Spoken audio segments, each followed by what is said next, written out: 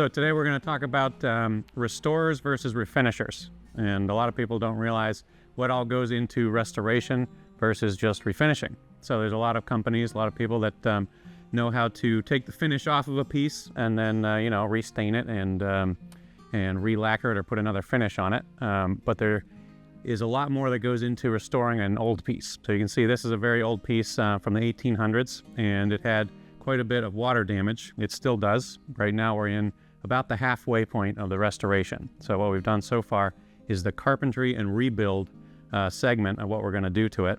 You can still see there's a lot of water damage in the finish, and that's all going to be addressed next. But we wanted to get it structurally sound first. So when we're talking about restoration, it's more than just the surface level of refinishing. It's really getting in there and seeing, what's missing on the piece, what's broken, what's going on with the structure, and how do we make this piece as close as possible to what it was when it was first made. So when you get in here, a lot of these moldings were missing, so we fabricated those. This will all be stained in later. Over here on the mirror, this carving was made from scratch, respecting the same design as down here. This piece was actually cast out of a resin because we had a copy right here. We could make an exact copy by making a mold and casting it with resin. We can make it out of wood also, but the customer wanted to save a little bit of time there by just making a copy of the other one. And then we have more moldings down here that were broken, that were filled in. And then probably the biggest project was over here on the drawers.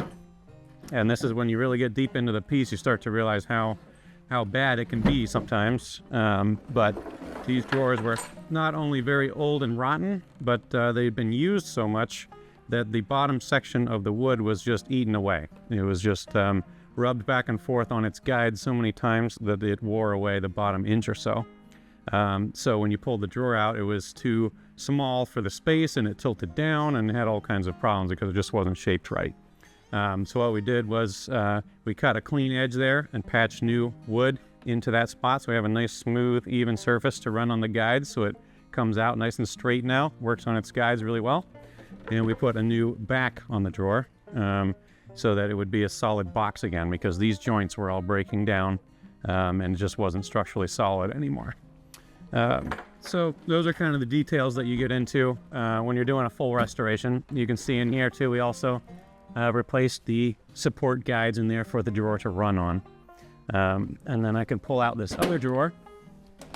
And when we're doing restoration, we try to save as much original as we can. So if there's good material there's no reason to get rid of it. So this drawer back was okay up to about this point. So again, we made a clean cut and patched in a new piece of wood there.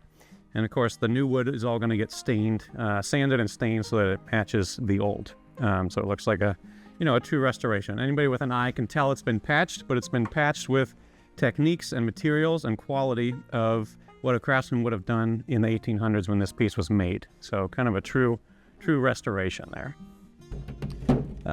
So there you have it. Next step now is to get it all stripped down and sanded and refinished, and then all the new parts will blend with the old, and it'll be one big beautiful piece.